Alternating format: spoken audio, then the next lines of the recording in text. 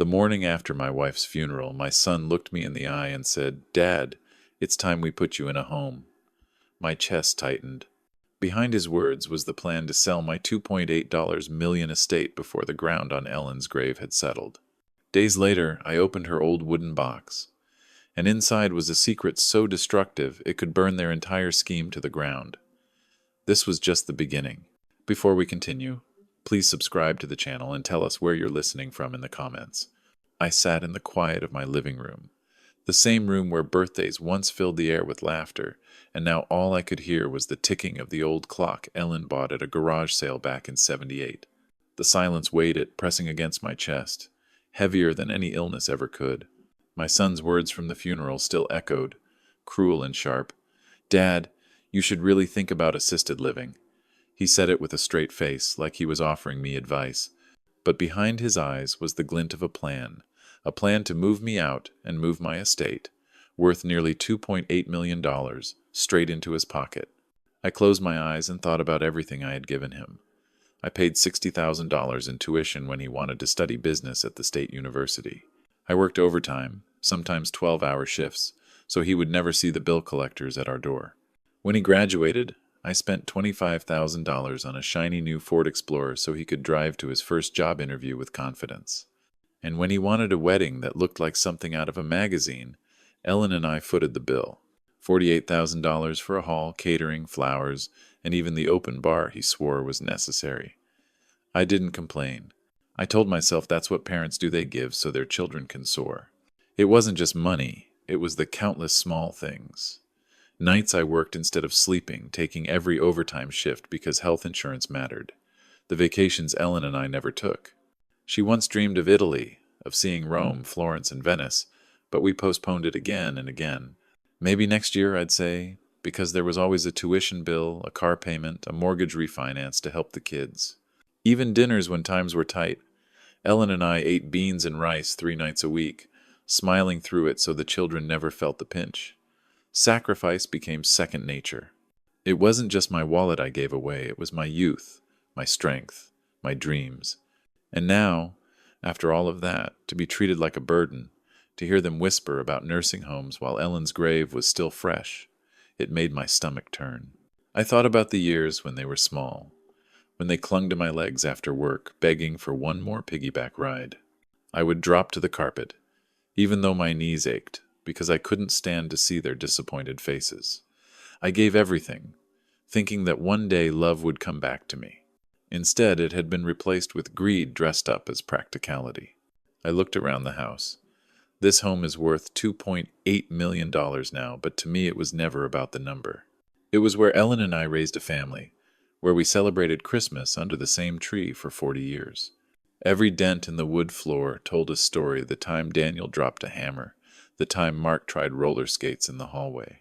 The kitchen smelled faintly of Ellen's cinnamon rolls, even though it had been months since she baked. Each picture frame on the mantel was a reminder of sacrifices turned into memories, and now those very walls were being eyed like dollar signs by the same children who once called it home. I picked up our wedding photo. Ellen's smile was radiant, untouchable. But as I looked closer, it no longer felt like a promise of forever. It felt like a warning, a reminder that even the strongest bonds can be tainted when money whispers too loudly. My chest ached. This wasn't just about property lines and bank accounts. This was about legacy.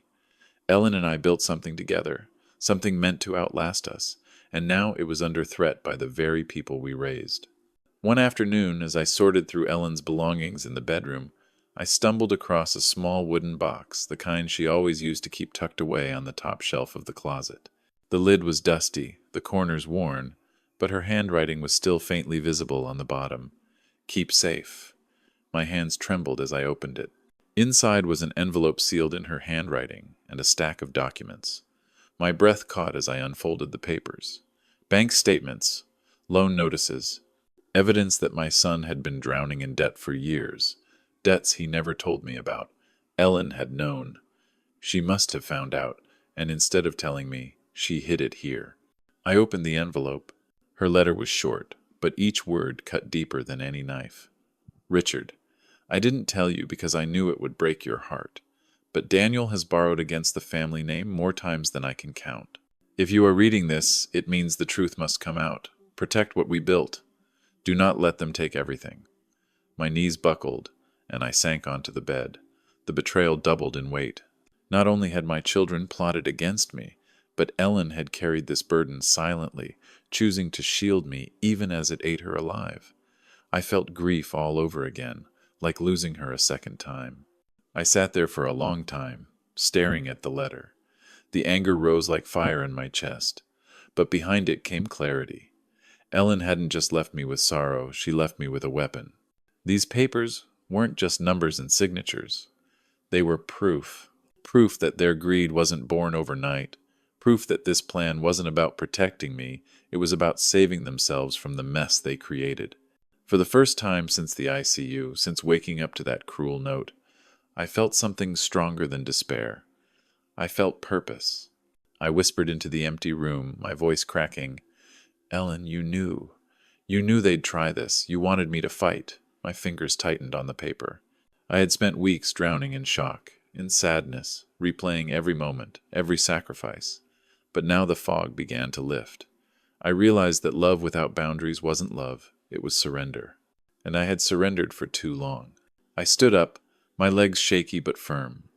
I picked up my phone and saw another message from Daniel, this time asking if we could sit down and talk about next steps. My thumb hovered over the reply. For years, I would have called him back instantly, would have jumped at the chance to smooth things over. But not now. Not after what I'd read. I pressed delete. I deleted every unread message.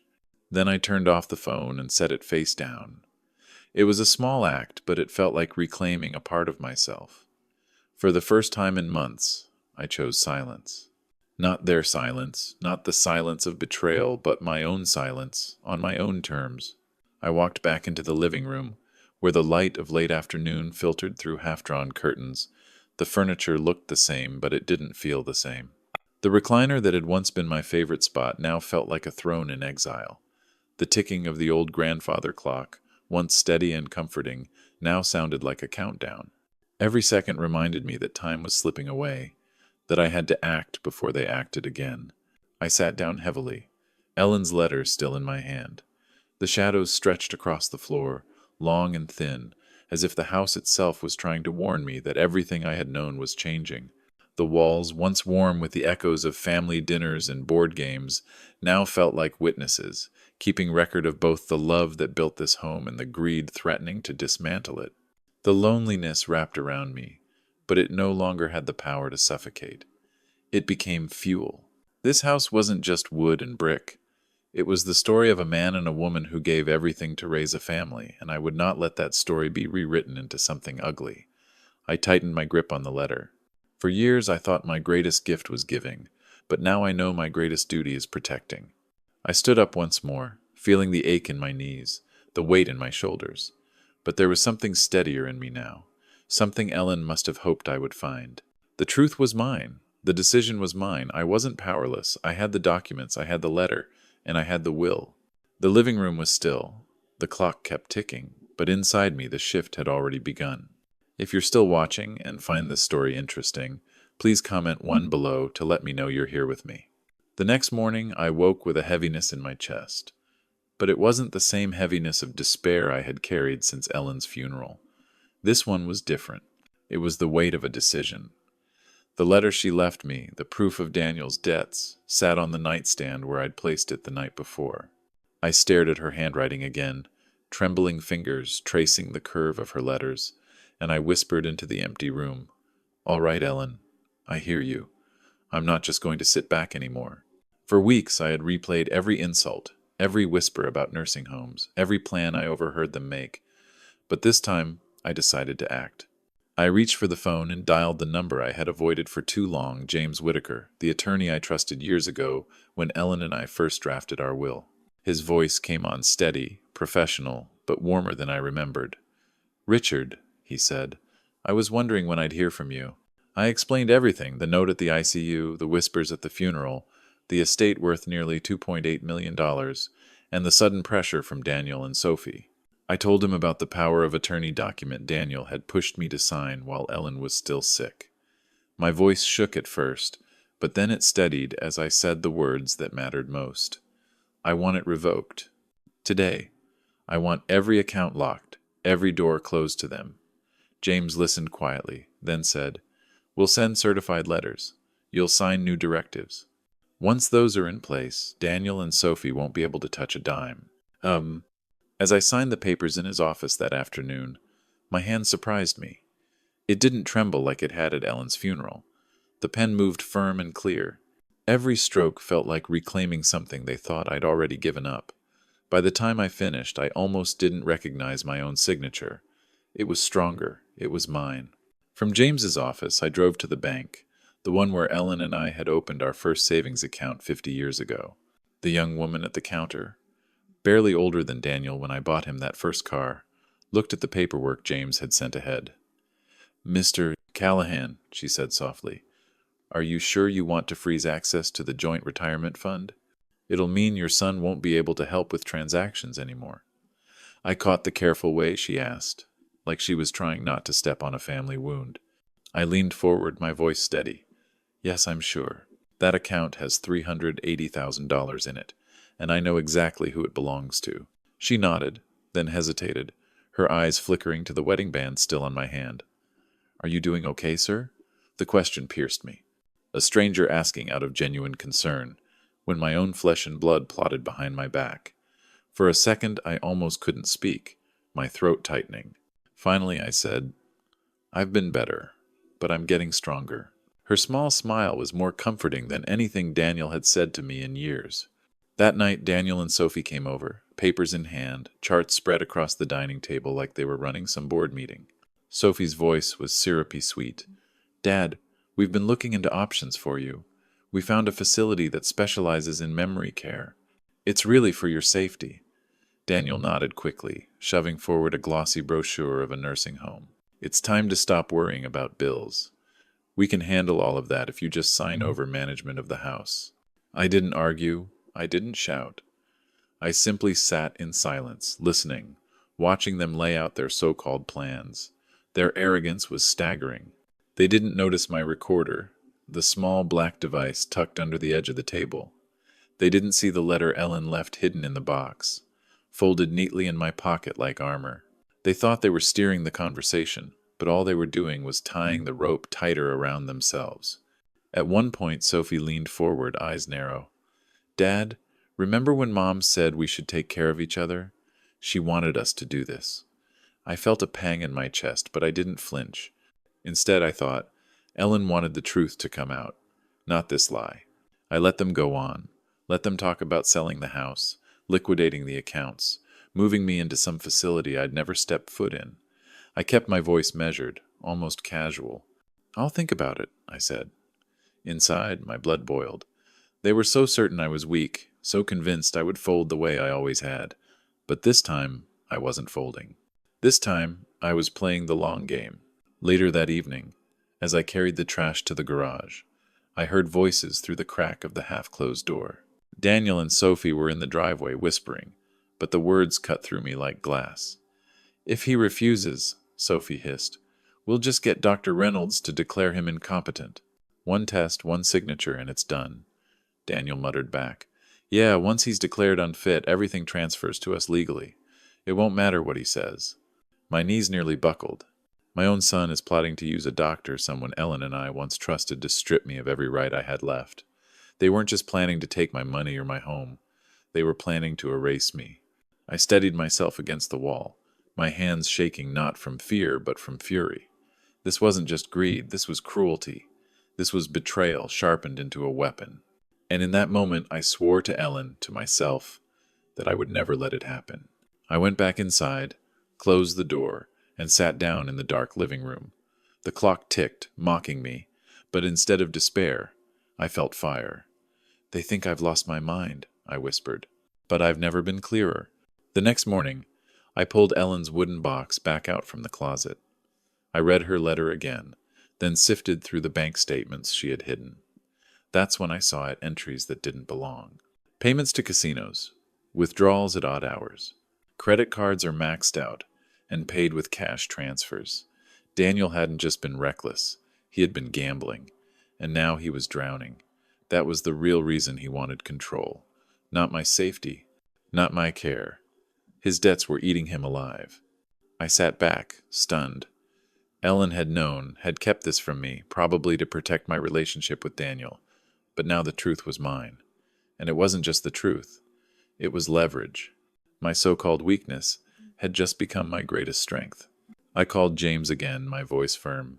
I need you to run a public records check. Look into Daniel, see if anything else comes up. Within hours, James called back. His tone was different now, grim, serious. Richard, there are liens filed against him. Gambling debts, multiple creditors. If this goes public, his reputation will collapse. He won't just lose access to your estate. He could lose everything. I hung up and stared out the window at the oak tree Ellen planted the year Daniel was born. The branches stretched wide now, roots deep. That tree had weathered storms, and so had I. They think I've lost, I said aloud, but the game is just beginning. I began making copies of everything. The letter, the bank statements, and the records James had found. I slipped one set into the safe beneath my bed, tucked another into the lockbox at the bank, and kept the third close by. I checked the recorder. It had captured every word Daniel and Sophie said at the table. I replayed the part where Sophie mentioned the nursing home. The sound of her voice, so casual, sent chills down my spine. This wasn't love. This was a strategy. They weren't my children anymore. They were predators circling, waiting for weakness. But predators can be trapped. That evening, when Daniel called again, I answered. His voice was confident, almost smug. Dad, we'll stop by tomorrow with the final paperwork. It's just a formality. I let the silence stretch long enough for him to grow uneasy. Then I said, Come by. I'll be ready. He chuckled, not catching the weight of my words. But I knew, and Ellen knew, tomorrow would be the beginning of their unraveling. As I hung up, I looked around the room one last time. The photo albums on the shelf, the clock ticking on the wall, the safe under the bed, all witnesses to what was coming. My hands no longer shook. My voice no longer cracked. For the first time in months, I felt the ground firm beneath my feet. I whispered into the quiet, Ellen, you left me the truth, and truth is enough.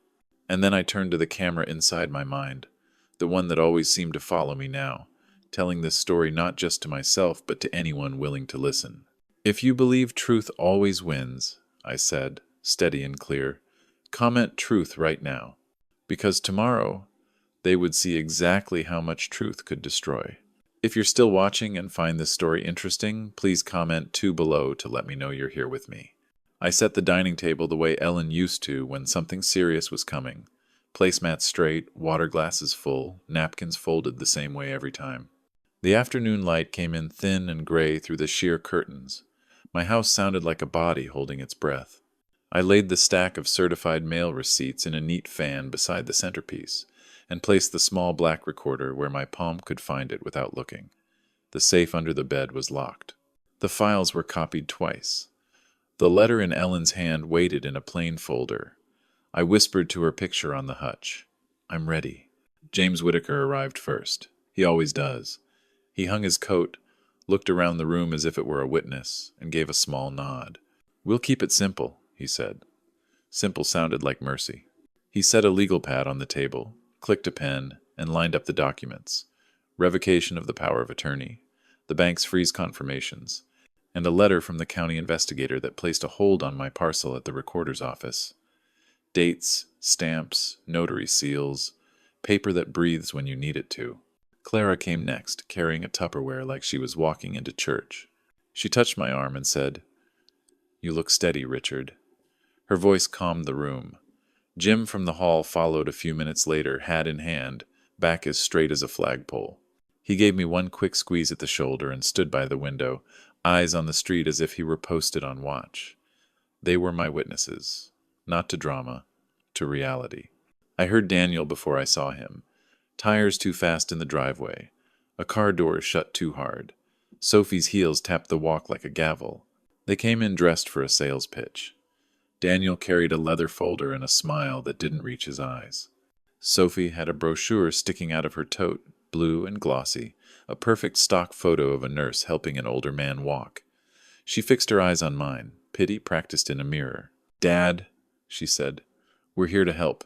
I didn't answer that. I pulled a chair, let it scrape the floor on purpose, and Saturday. "Thank you for coming," I said.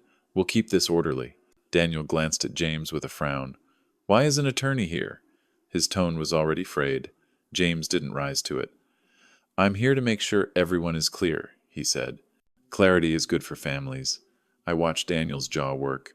He had counted on a private ambush. He didn't get one. They sat, and for a moment we were 4 adults at a table that had held Christmas ham and science projects and arguments about curfews. I could hear the clock in the hall. I could hear my own breath, steady. Sophie opened with the pitch. "The house is too big for you," she said softly. "It's too much. We found a wonderful memory care wing. It has activities. There's a garden." She slid the brochure toward me like a card in a game she thought was rigged. Daniel spreadsheets beside it, numbers and cells, columns labeled with words like liquidation and timeline. He pointed to the total at the bottom. "The estate should net at least $2.8 million when we do this right. That allows options." I let them say every word. I let the rope pay out. Then I set my palms flat on the table and looked at James. He slid the first document to me. Revocation of the power of attorney. My signature. His. The notary. The stamp. Dated last week. Certified mail tracking. Number 7.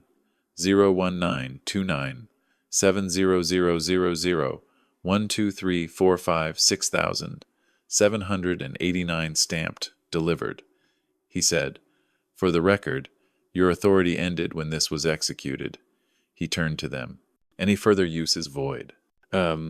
Daniel blinked like a man waking up in a room he didn't recognize. Sophie tried to smile. "We're not trying to use anything without permission," she said quickly. Her eyes cut to the brochure, then back. "We just want him safe." I slid the second document toward them. The bank's letter. Sunfield Bank letterhead, black and white, hard as iron. "This confirms that access to the retirement account ending 1,430 inches, the amount of $380,000 has been restricted to the primary account holder only, effective immediately." I read it out loud, not to humiliate, but to make the truth stand on its own legs. I placed the second page on top.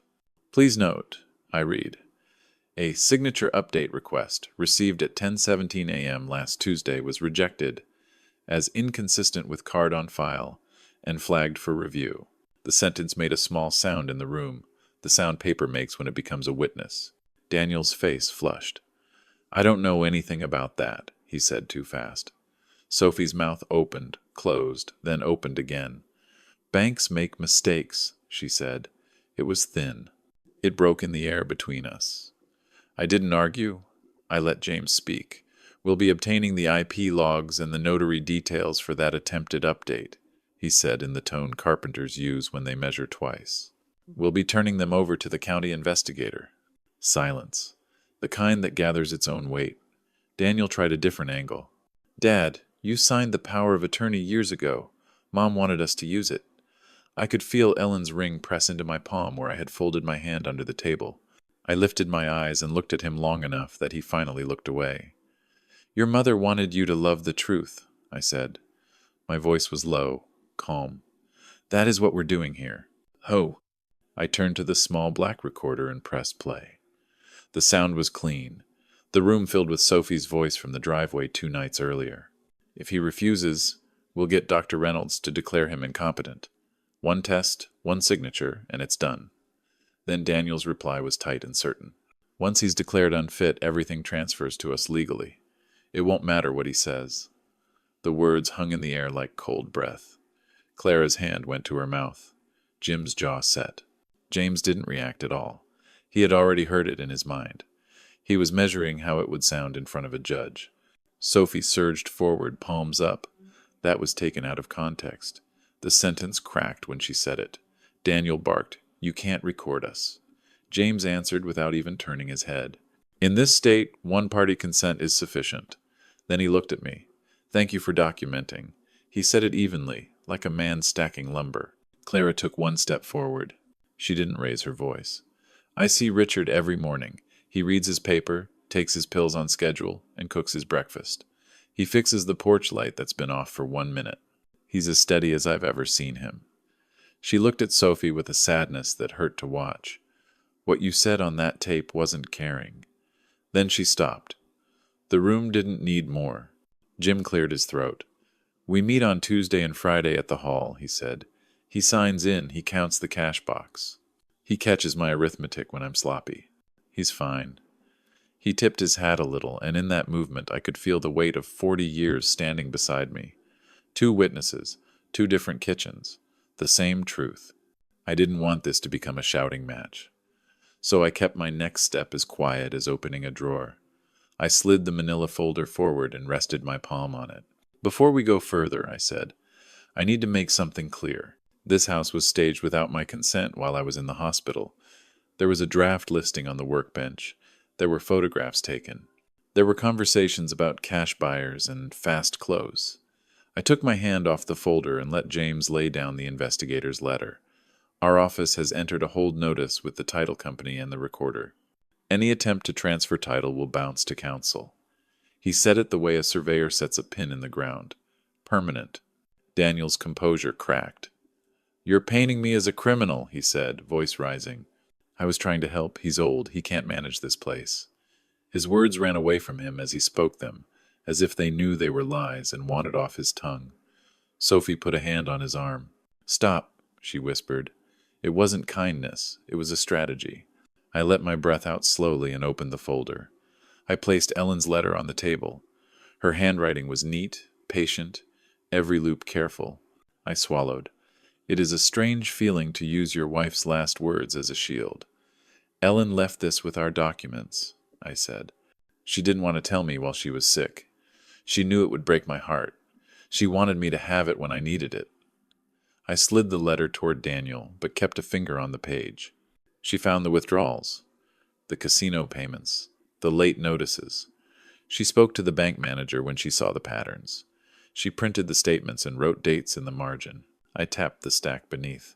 She wrote that she was afraid your problem would one day try to swallow me too. Daniel's face went gray.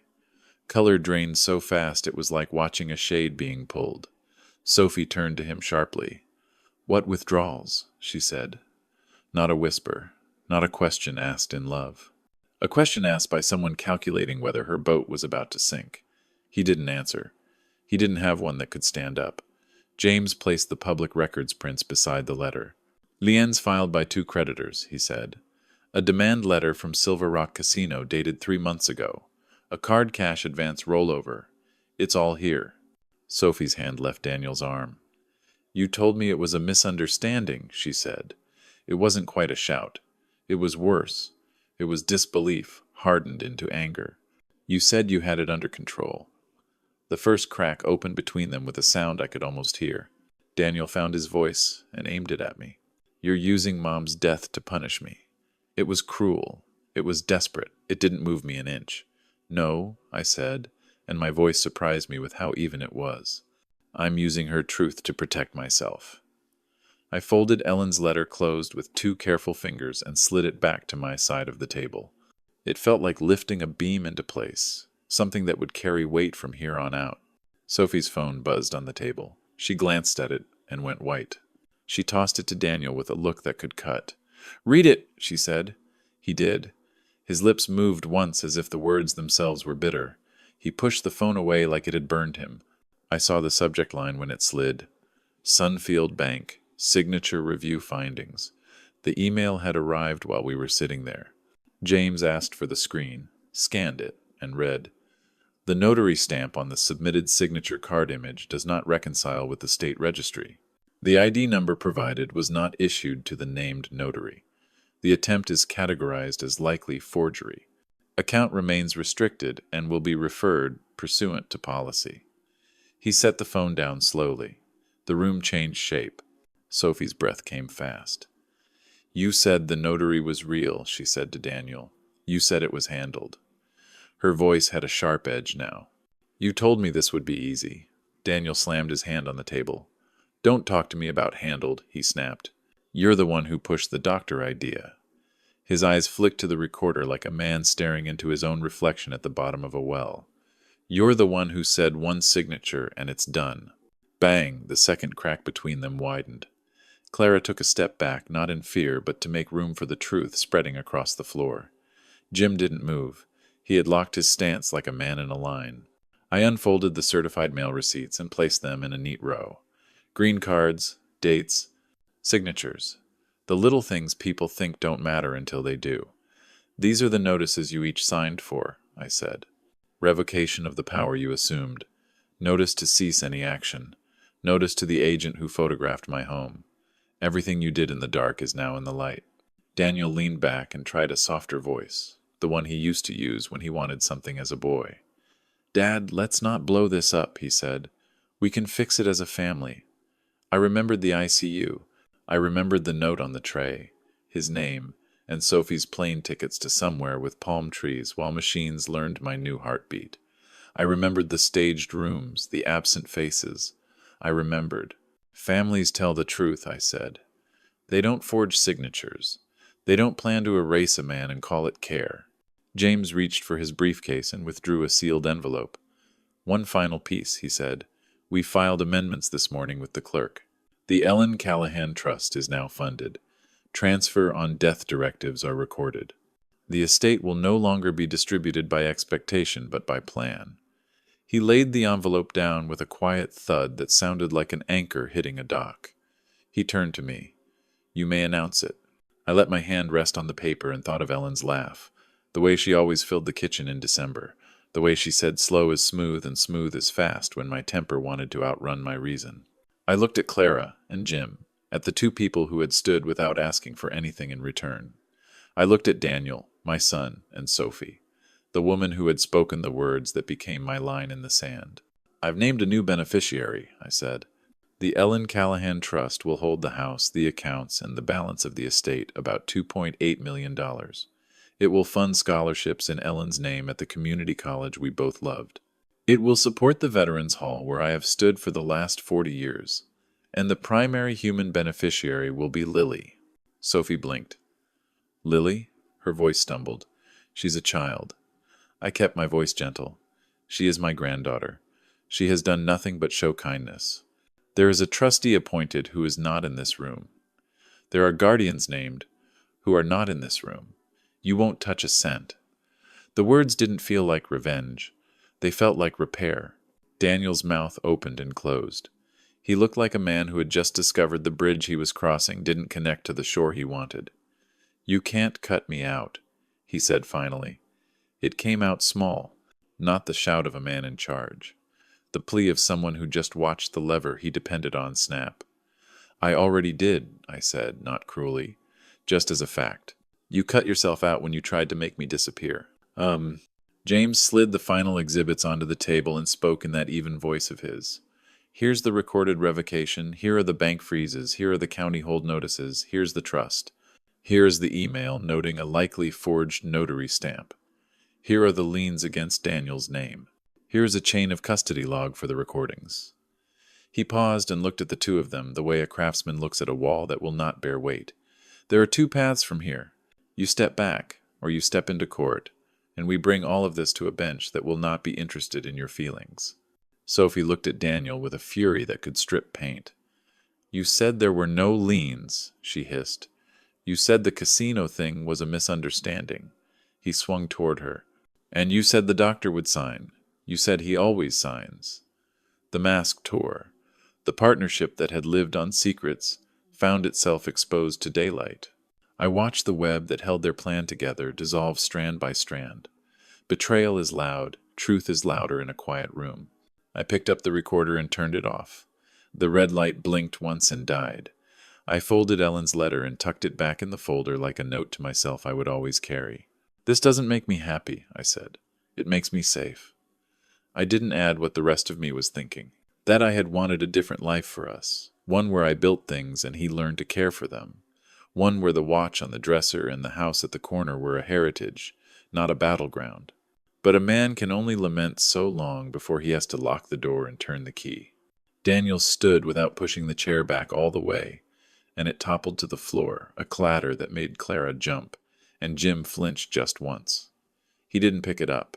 He put both hands on the table and leaned in as if volume and distance could reclaim what he had lost. "You'll regret this," he said. It was a soft threat, the kind that tries to crawl under your skin. I didn't flinch. "Regret comes when you let lies stay," I said. "I'm done letting them stay." He stared at me for one more beat, eyes rimmed with something that wasn't quite rage and wasn't quite remorse. Then he turned and walked out. The front door didn't slam. It closed with a soft click that sounded more final than any bang. Sophie didn't move at first. She stared at the papers as if they might rearrange themselves if she blinked enough times. Then she gathered her purse with jerky hands, looked at Clara like she wanted an ally, and found none, and she left too, heels hard on the porch boards. Ellen and I sanded ourselves one June when the money was tight, but our backs weren't. The house exhaled. The clock in the hall remembered its job. The air in the room warmed by a single degree. James began collecting the documents with the care of a man folding a flag.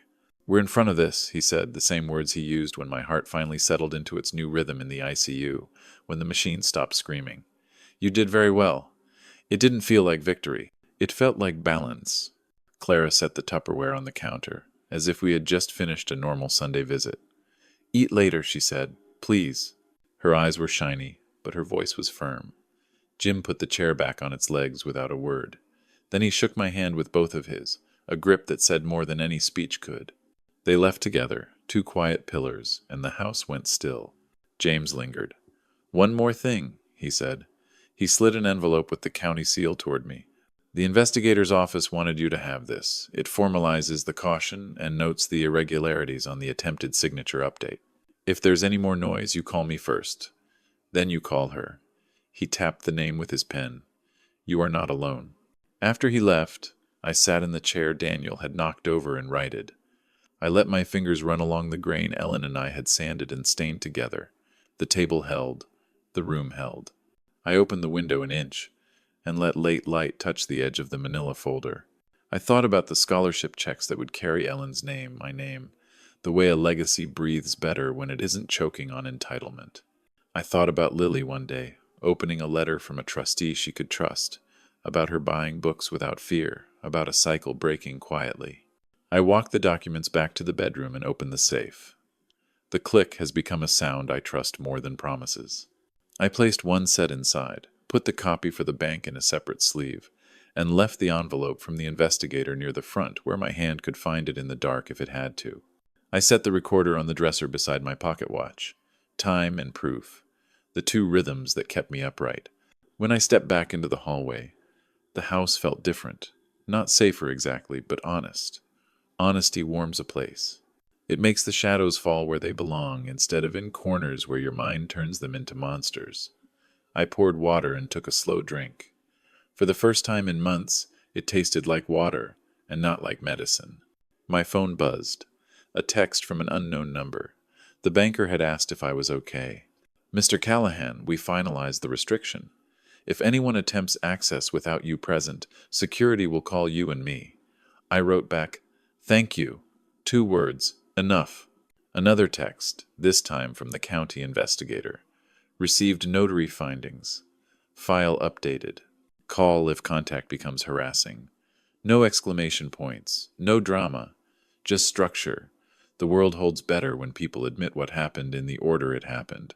I sat again at the table and let the quiet settle. And then the grief slipped in. Not the kind that topples a man, the kind that sits across from him and puts its hands on the tabletop and looks him in the eye. I missed my son. I missed the version of him that used to fall asleep on my chest in a living room we could barely afford. I missed Ellen's hand on the back of my neck when I was too proud for my own good. I missed being the man who assumed that love would always be enough. I said it out loud so there would be no misunderstanding in my own head. "I loved you," I said to the room. "I still do, but I love the truth more." The sun dropped behind the neighbor's maple, and the living room turned the color of old photographs. I stood, wound the watch, and listened to the tick catch on the first try. Then I spoke to the people who follow this story with me, to the ones who know what it is to be talked over and planned around as if your life were a project. Feeling dismissed and pushed aside is hard, isn't it? I said softly, "the way you speak in sanctuaries. If you believe every elder deserves respect, comment respect. Now watch what they do to change that." I turned off the lamp. The house hummed like a well-kept machine. The papers were where they should be. The locks were turned. The porch light came on 1 minute early again, and I smiled because I knew I'd fix it tomorrow. Slow is smooth, smooth is fast. Tonight I had done enough. Tomorrow would bring the rest. If you're still watching and find this story interesting, please comment below to let me know you're here with me. The house looked different the morning I signed the papers. The walls, the porch, even the old oak in the yard, they no longer felt like mine. They had been weighed down too long by secrets, schemes, and betrayals. I walked from room to room one last time, letting my fingertips trail across the furniture Ellen and I had picked out together. Her favorite chair by the window, the one where she used to sip her tea at 4 o'clock sharp. The grandfather clock in the hallway still ticked, even when everything else in my life had stopped. And then, tucked safely in my pocket, the only things I chose to carry forward were Ellen's old watch and her worn leather notebook. The house itself, worth $700,000, I had decided to let go, but her memory would never leave me. The realtor shook my hand at the closing. "It's a beautiful property," he said, almost with reverence. I nodded but didn't correct him. A house is just wood and nails until it's filled with honesty. I had lost that a long time ago. Walking out, I felt a strange relief, like a heavy coat had slipped from my shoulders. I wasn't losing a home. I was reclaiming my peace. Daniel and Sophie tried, of course, to call me before the sale went through. Their numbers lit up my phone day and night. At first it was shouting, accusations about how I had betrayed them. Then came the begging, softer voices, words like family and forgive. And finally, silence. Until one morning a single envelope came in the mail, Sophie's handwriting on the front. Inside was a letter filled with apologies.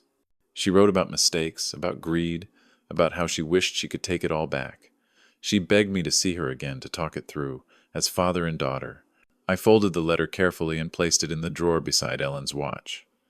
I didn't reply. I whispered to myself, "I don't need their words anymore. I have my own life." In the weeks that followed, I settled into a small 2-bedroom apartment in a quiet town 30 miles away. It wasn't grand, but the rent was easy, and the balcony looked out over a park where children played and old men played chess. The first night I sat there, watching the sunset paint the sky, I felt something I hadn't felt in years: freedom. I made myself a simple dinner, turned on the radio, and for the first time in a long while, I didn't hear the echo of betrayal in every corner. I just heard music. With the proceeds from the house, I set aside a fund $200,000 for a scholarship in Ellen's name at the community college she loved so much. She used to say that knowledge was the only thing no one could steal from you. I wanted her name to live on in the dreams of students who, like her, worked harder than anyone else in the room. When the first letter of thanks came from the college, thanking me for the endowment, I sat at my kitchen table and cried. Not out of sadness, out of relief, out of pride, out of love that still had a place to go. Daniel and Sophie, meanwhile, faced their own consequences. Word spread quickly in town about what they had tried to do. The recording I had played in court, their forged signatures, their plans to put me in a nursing home, it all became part of the story. People whispered over coffee at the diner and in the pews at Sunday service. Their friends pulled away. Business partners distanced themselves. By the time the bank investigations were complete, they were left with nothing but debt and each other's anger. Sophie's letter told me more than she realized. She wrote, "People cross the street to avoid us. Even our landlord looks at us like we're thieves. The truth is, they were thieves, and the world finally saw it. I didn't rejoice in their downfall, but I also didn't rescue them from it. That was their path to walk. My path was different now. I joined a small group at the Veterans Hall, men and women who understood what it meant to rebuild after loss. Twice a week I helped serve meals at the senior center. At first, I thought I was just keeping busy, but slowly I realized I was building something again. Something honest. I was building a community. One afternoon, after handing out trays of food, a young boy walked up to me. His grandmother had brought him along. He tugged at my sleeve and handed me a crumpled wildflower. "This is for you," he said shyly. His eyes were bright, innocent, untouched by greed. I took the flower and felt something bloom inside me. A reminder that the world still had kindness in it if I chose to stand in the light instead of the shadows my family had left behind. At night, I often sat on the balcony with Ellen's watch in my hand. I would listen to its soft tick and think about the lessons carved into my life. For parents, I thought, the lesson is this: love your children, but don't confuse love with blind trust. Set boundaries, even when it hurts. For children, the lesson is harsher. If you trade your parents' trust for greed, you may gain money for a moment, but lose the one thing that matters most: your place in their heart. And for all of us, in this modern world where temptation is everywhere, the truth remains the only foundation strong enough to stand on. Money comes and goes, houses fall, but character, that is the only estate no one can steal. Sometimes I whispered into the night air, "Ellen, I hope you're proud." And in the stillness I felt as though she answered, not with words, with peace. Daniel and Sophie never came back to my door. They sent another letter months later, a joint apology this time. I tore it in half without reading it through. Forgiveness had already happened inside me, in my decision not to hate them anymore. But reconciliation? That was no longer mine to give.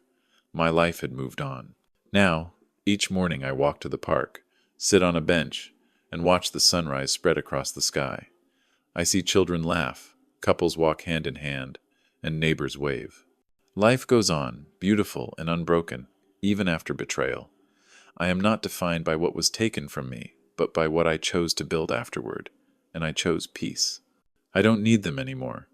I have myself. I have Ellen's memory. I have a future built, not on lies, but on truth. That is enough, more than enough. Feeling betrayed by those you trust most is painful, isn't it? But if you believe that every parent deserves respect, and every child should honor the truth, then comment on the lesson you take from my story. I want to read every word you share. The story has come to an end. I hope it has brought you valuable lessons and insights. If you enjoyed this content, please like, share, and subscribe to the channel so you won't miss the next video. Goodbye, and see you again.